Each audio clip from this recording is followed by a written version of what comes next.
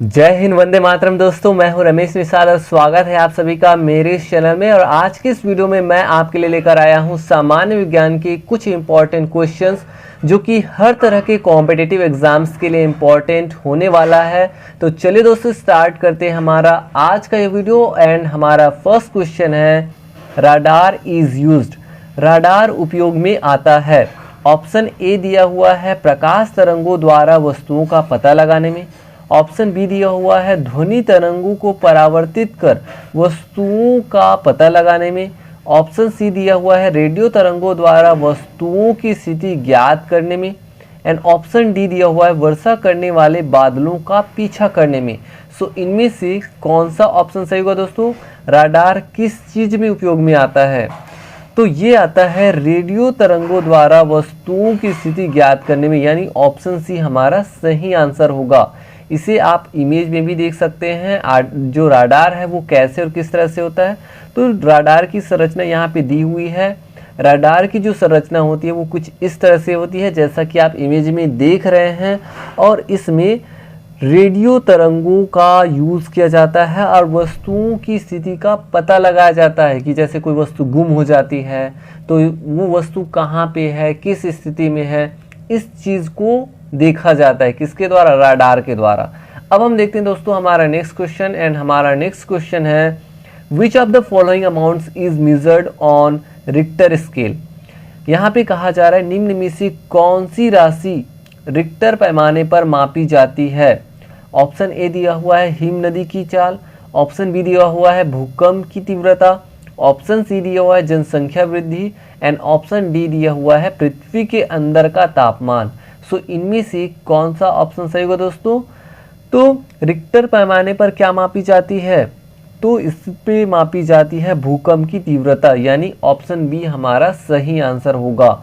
अब हम देखते हैं दोस्तों नेक्स्ट क्वेश्चन। एंड हमारा नेक्स्ट क्वेश्चन है, which one is not compatible. It means कौन सा सुमेलित नहीं है। ऑप्शन ए दिया है सेल्सियस तापमान। ऑप्शन बी दिया हुआ है RH गुणक रक्त। ऑप्शन सी दिया हुआ है किलोवाट आवर विद्युत।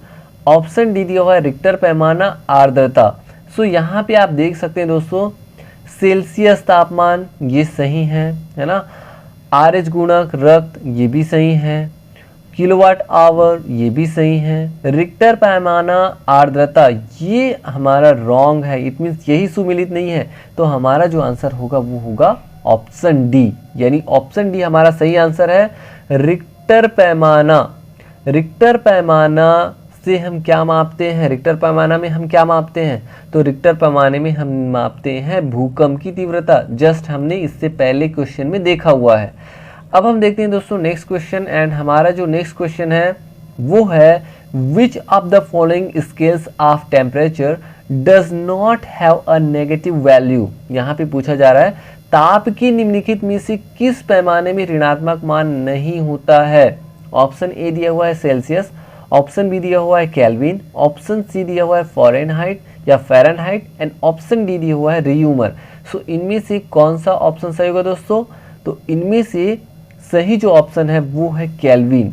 ताप की निम्नलिखित में से किस पैमाने में ऋणात्मक मान नहीं होता है? ऋणात्मक मान नहीं होता है।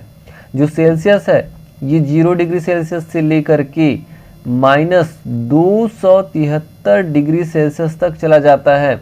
वैसे ही फ़ारेनहाइट की बात करें या फ़ारेनहाइट की या रियूमर की बात करें तो ये भी माइनस में चले जाते हैं। लेकिन जो केल्विन है ये 273 डिग्री सेल्सियस पर 0 केल्विन होता है। कितना होता है? 0 केल्विन। और इसे ही कहा जाता है परम शून्य ताप। क्या कहा जाता है? इसे कहा जाता है परम शून्य ताप, यानी इससे शून्य तापमान हो ही नहीं सकता है। इससे शून्य तापमान हो ही नहीं सकता है, यानी कि ये जो केल्विन है ये माइनस में नहीं जाता है, ये 0 केल्विन तक ही चला जाता है। उससे कम हम किसी भी पदार्थ को उससे कम टेम्परेचर में हम नहीं रख सकते, यानी उससे कम टेम्परेचर हो ही नहीं सकता। और इस तापमान पे, परम शून्य तापमान पे, यानी 0 केल्विन तापमान पे जो पदार्थ है, पदार्थ की जो अणु है उसकी जो गति होती है वो शून्य हो जाती है। तो हमारा जो आंसर है दोस्तों वो है केल्विन। अब हम देखते हैं दोस्तों नेक्स्ट क्वेश्चन। एंड हमारा जो नेक्स्ट क्वेश्चन है वो है, which of the following is a seismometer, निम्न में से भूकंप मापी यंत्र कौन सा है? भूकंप मापी यंत्र, ऑप्शन ए दिया है कैस्कोग्राफ, ऑप्शन बी दिया है गीगर काउंटर, ऑप्शन सी दिया हुआ है सिस्मोग्राफ एंड ऑप्शन डी दिया हुआ है रेन गेज। सो इनमें से कौन सा ऑप्शन सही होगा दोस्तों?